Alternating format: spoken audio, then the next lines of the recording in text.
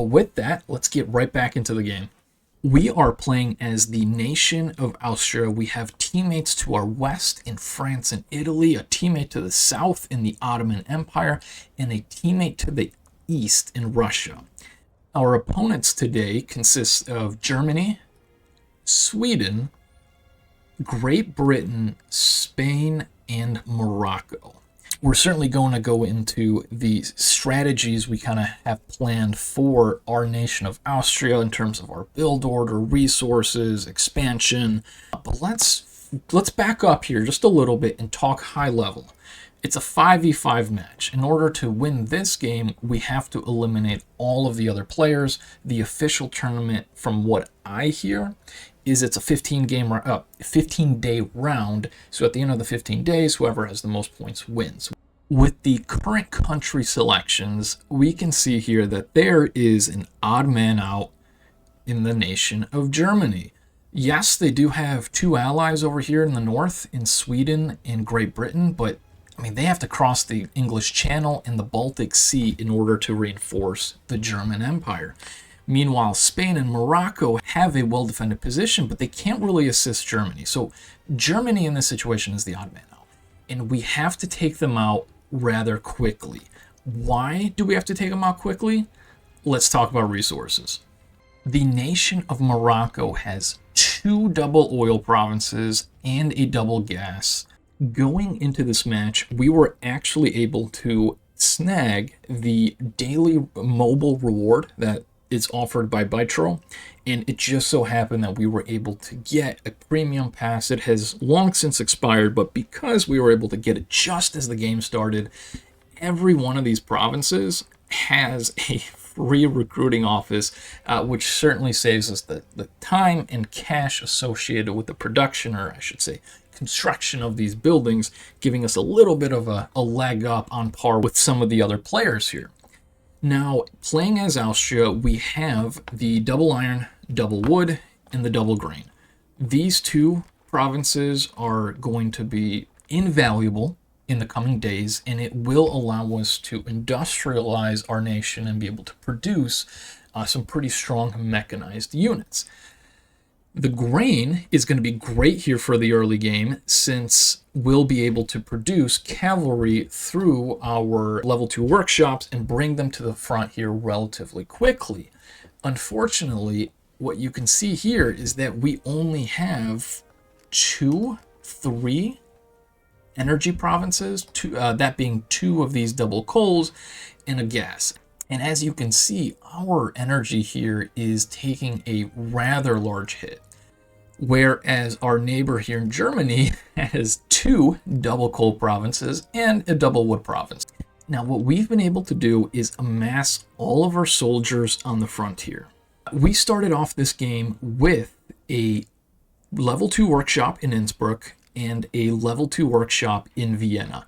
I'm not going to build an additional level 2 workshop in Budapest, simply due to the costs associated with the construction here. Yes, there's 1,000 materials, but right here, 500 oil. You do the level 2, I'm pretty sure the requirements are the same. That's 1,000 oil. Oil is extremely limited on this map. I don't have a single oil province. The nation of Germany has 2 powerful coal provinces, which will be a huge boost for our economy, but they do have a single oil province. And if you click each one of our infantry units, take a look at the unit information, take a look at the detail at the bottom, each unit has a daily cost of oil. So despite moving our sliders down to 0 for oil, we are still running a shortage, and we will need oil for all of our production here in the future. If we take a look at the costs associated with a lot of these land units, you can see that armored cars 1,000, artillery 2,000, light tanks 3, heavy tanks 4, and then railguns cost a whopping 10,000, with some also pretty high oil requirements for the fighters and bombers.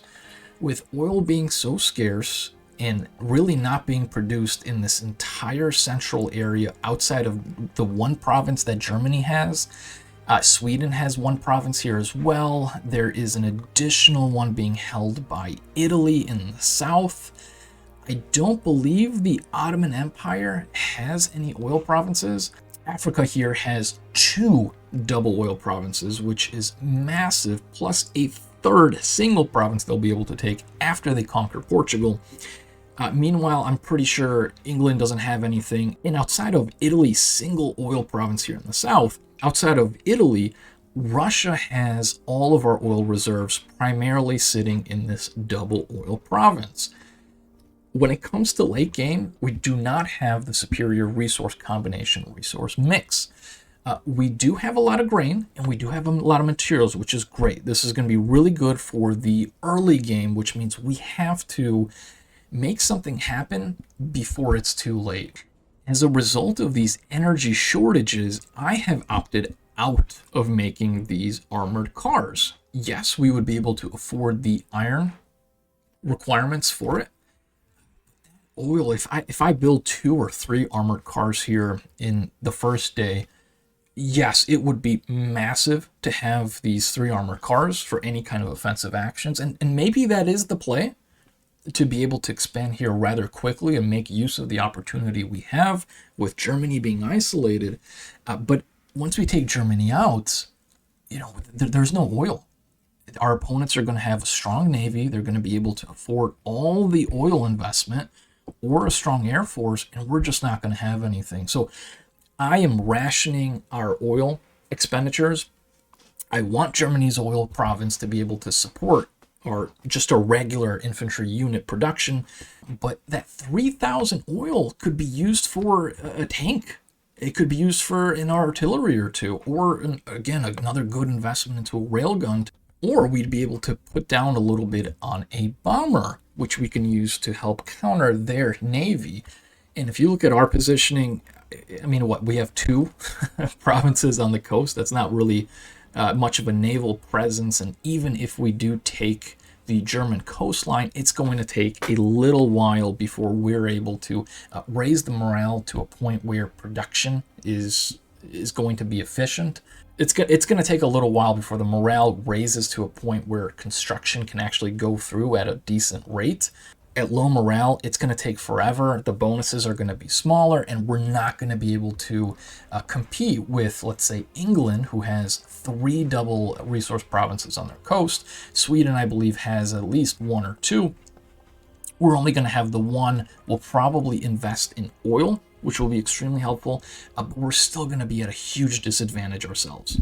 So instead, we opted in to producing a balloon, and if we take a look at the balloon, they do have a view range of 180, and if we compare that to just a regular infantry unit that has a view range of 90, that means that our view range will double. I should say our immediate view range will double, so we'll be able to see everything at double the infantry's view range, and then we'll be able to see even further with this semi kind of fog of war view range. Now, in the south here, we have all these AI nations, so we don't really have to station any soldiers here on the border. All of our troops are funneling into the north here. We have a short window to invade Germany before he gets any kind of reinforcements from England or Sweden. So the approach we're taking right now is stationing a little bit of a presence between these 4 provinces. We have Germany, and they have 3, 4, 5 provinces that they have to defend against 3 nations, and if Italy proceeds with the attack on Switzerland, which is the plan, he would have a 6th province that he would have to allocate his limited troops. I believe you start off the game with 11 provinces, so 110. Okay, it looks like it's 12, so 120 troops. That would cap him at most 20,000 troops per province, but that's not the allocation he's going to do. But regardless, we've been able to stretch a lot of his forces between all these provinces, which will leave gaps and openings. We have 10,000 here defending the province of Innsbruck. He doesn't have any additional soldiers here, so this province is relatively safe. We did go ahead and deploy Orhan. We have Orhan at level 4. Oh, we have these hints. Great. Go away. It keeps resetting.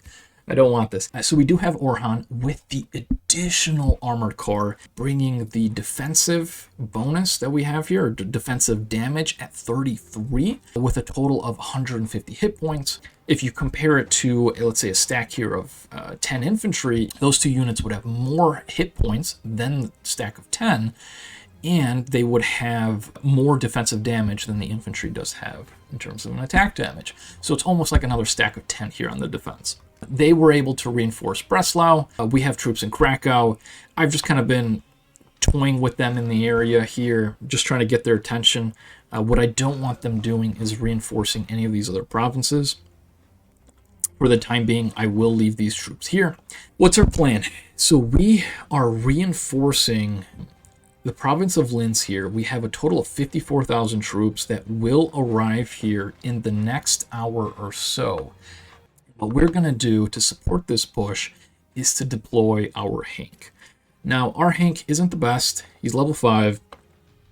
He does come with 3 infantry spawns compared to the initial 2 that you get, but it's not a 4 or 5.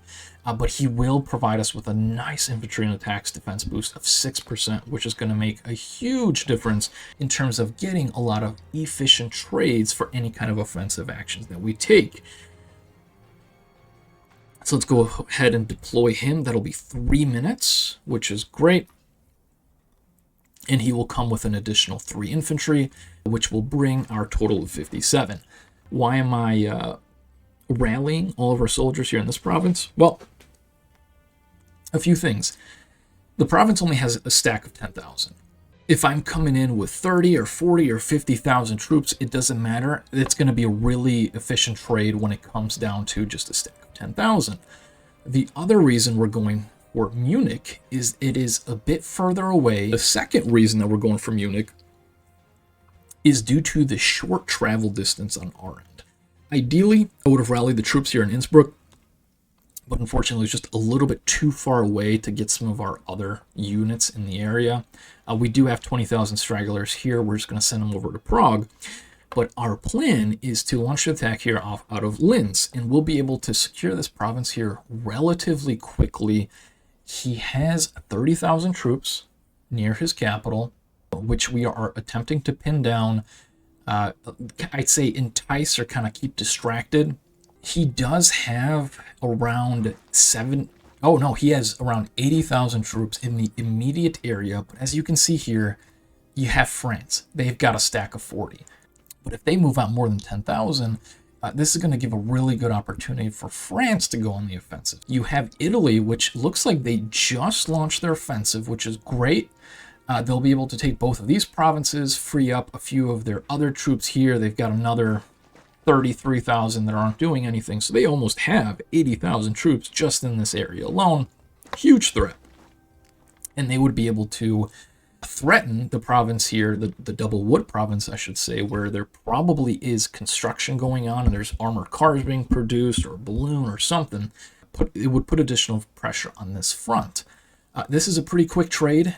We're going to leave our 20,000 stack here not too far away from his province. I will actually have these troops return for the night. I don't like to leave units exposed if I'm not able to, kind of micro them away.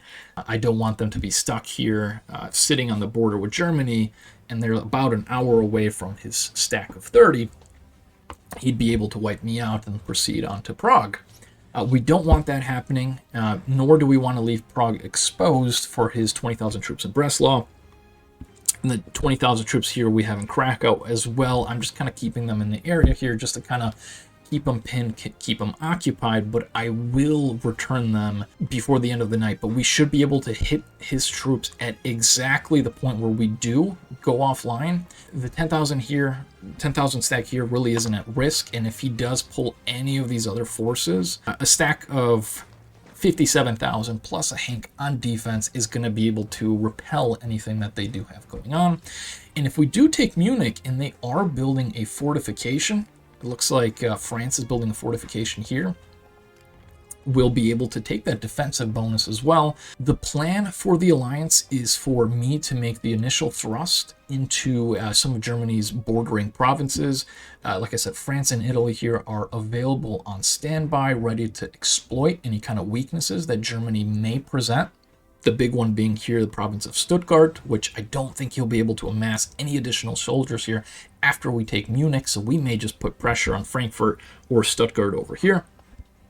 Meanwhile, in the east, Russia, very big country. It's going to take them a little while to amass a decent force to be able to take some good trades, but he will be able to amass 33,000 troops here relatively quickly, and he'll be able to march on Königsberg here in Danzig and take these two food provinces away from Germany. And I mean, Germany really doesn't have a lot of food, and it's going to accelerate his collapse. So that's going to take out 10,000 there, 10,000 there. We're going to make a play in this area, take out more troops, and slowly, we're going to start chipping away at Germany's forces. That's the plan for day one. We'll see how it goes. If we can at least take 2 or 3 provinces plus whatever Russia's able to take, I think we're in a good position. Germany's not going to have enough to defend himself. France over here is going to be able to keep some pressure on England. And if Sweden decides to make any moves over to Germany, we do have scouts coming out from Russia over the Baltic Sea over here by Denmark, by the capital of Sweden, Stockholm, and a little coast here off of Finland, not to mention in the north here where Norway would be, to provide our team with additional intel. If he makes that move, I think Russia has the green light to invade Finland and start putting pressure on Sweden in the north. Well, if he doesn't help Germany, then Germany's out, and then we'll be able to put pressure on Sweden from the south. So Sweden in this situation is in a bad predicament. Germany is in the worst situation, but then after Germany falls, Sweden is kind of going to be left alone. England's really not going to be able to help. If England lands a significant amount of forces, he's going to be vulnerable to France, and at that point, Italy's free to focus in the south. The Ottoman Empire is going to have a lot of fun in this area, and they'll be able to focus their attention in the west. If you've made it this far into the video, please leave a like, share, subscribe, and with that, we'll see you on the next one.